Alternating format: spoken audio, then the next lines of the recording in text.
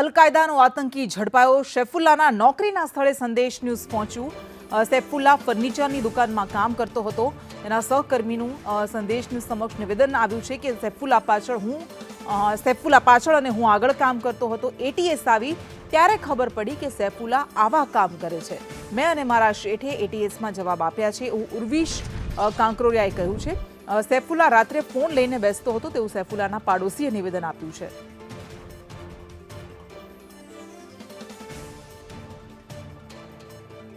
તો એટીએસ દ્વારા ગઈકાલે 4 આતંકીઓની ધરપકડ કરવામાં આવી હતી, જેમાં યુપીના પણ આતંકી હતા, ગુજરાતના પણ કેટલાક આતંકી હતા અને તેમાંનો એક મોડાસામાં કામ કરતો સૈફુલ્લા કે જે ફર્નિચરની દુકાનમાં કામ કરતો હતો, તે તેના પાડોશી સાથે અને તેની સાથે કામ કરતા લોકો સાથે સંદેશ ન્યૂઝે વાતચીત કરી ત્યારે એમણે નિવેદન આપ્યું છે કે સૈફુલ્લા રાત્રે ફોન લઈને બેસતો હતો।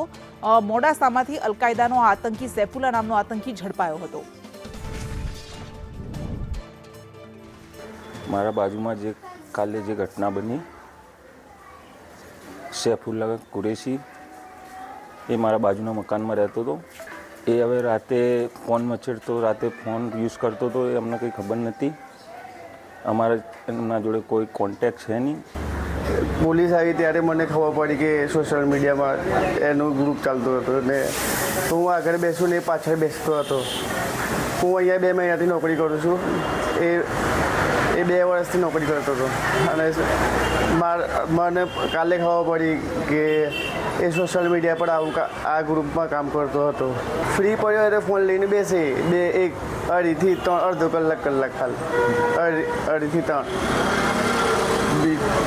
બીજું એના વાળા મને કંઈ ખબર નથી।